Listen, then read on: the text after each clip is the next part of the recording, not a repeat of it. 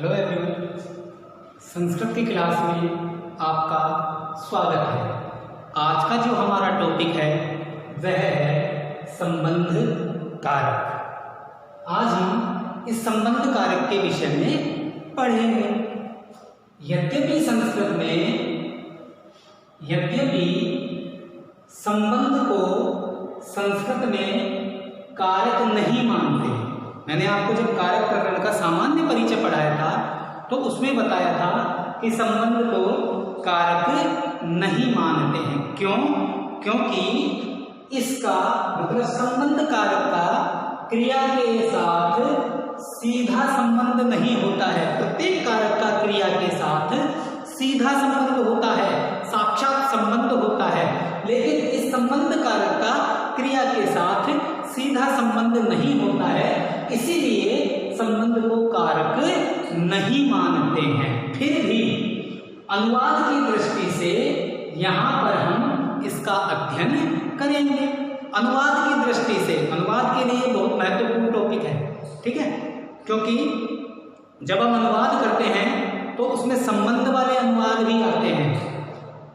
कई बार ये होता है कि कंपैरिजन करने वाले भी अनुवाद आ जाते हैं। तो अनुवाद की दृष्टि से तो यह संबंध कारक बहुत ही जरूरी है, इसलिए आज हम इस संबंध कारक का अध्ययन करेंगे। इसका विभक्ति चिन्ह का, के, की, रा, रे, री होता है। जैसे अमित की पुस्तक, बच्चे का खिलौना, रेखा की घड़ी, है ना, आदि।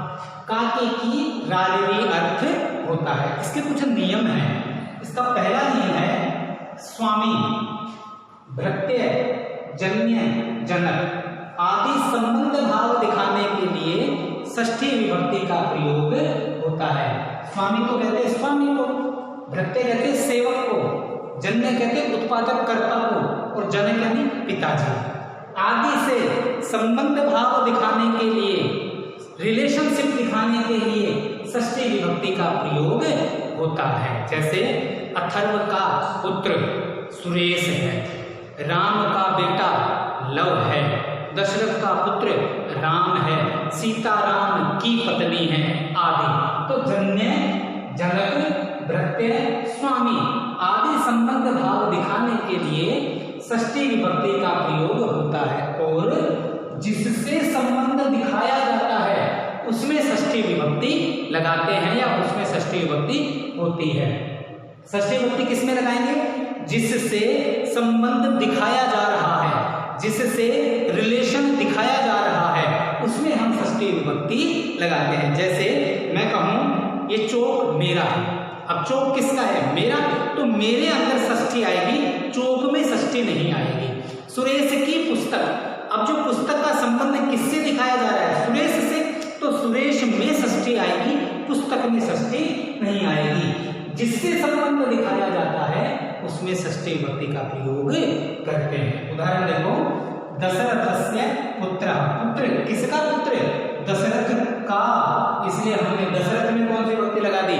षष्ठी विभक्ति लगा दी। दूसरा उदाहरण देखो, कालिदासस्य कृतिः, कृति कहते हैं रचना को। अब रचना किसकी है? कालिदास की, तो कालिदास के साथ संबंध दिखाया जा रहा है, इसलिए कालिदास में षष्ठी विभक्ति लगा दी। जिससे संबंध दिखाया जाएगा उसमें षष्ठी विभक्ति लगाएंगे। यहाँ पर जनक का भाव प्रदर्शित हो रहा है, यहाँ पर जन्य भाव प्रदर्शित हो रहा है। इसका उत्पादक कर्ता कौन है? कृति कहते हैं कोई पुस्तक आदि। इस पुस्तक को लिखने वाला कौन है? कालिदास, तो कालिदास में षष्ठी विभक्ति आएगी। दूसरा नियम है इसका, हेतु शब्द का प्रयोग होने पर प्रयोजन अर्थात कारण, रीजन तथा हेतु शब्द दोनों में षष्ठी विभक्ति होती है। ऐसा सेंटेंस आ जाए जिसमें हेतु शब्द भी आए और कोई कारण भी आ जाए, तो हेतु शब्द में और कारण में हम दोनों में षष्ठी विभक्ति लगाएंगे। जैसे अन्नस्य हेतु वसति, अब यहाँ पर हेतु शब्द भी आ गया, और हेतु उसका कारण क्या है रहने का? अन्न, वस्ती यानी रहना, अन्न के लिए रहता है, रहने का कारण क्या है? अन्न, ठीक है। लेकिन हेतु शब्द भी आ गया, तो जो कारण है उस कारण में भी और हेतु शब्द में भी, दोनों में हम षष्ठी विभक्ति लगाएंगे। ज्ञानस्य हेतु पठति, किसके लिए पढ़ रहा है? ज्ञान के लिए, तो ज्ञान में भी षष्ठी लगाएंगे।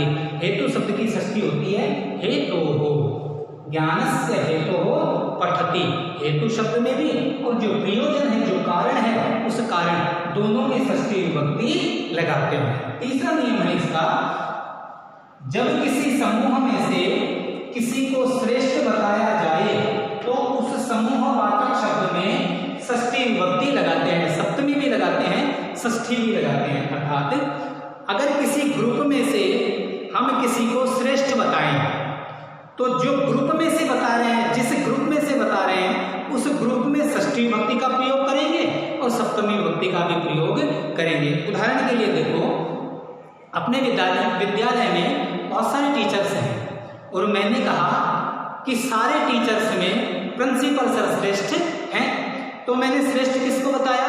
प्रिंसिपल सर को बताया। लेकिन बताया किसमें से, कौन से ग्रुप में से बताया? एक टीचर्स के ग्रुप में से बताया।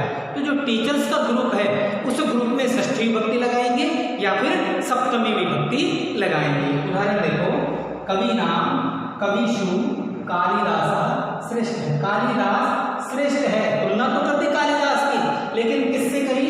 कवियों में कालिदास श्रेष्ठ है। जो ग्रुप आया वो एक कवियों का आया, राइटर का ग्रुप आया। तो जो ग्रुप है, कवियों का समूह है, उस समूह में षष्ठी लगाएंगे या फिर सप्तमी लगाएंगे। दूसरा उदाहरण देखो, छात्राणाम छात्रेषु, छात्राणाम छात्रेषु अथर्वः पटुतमः।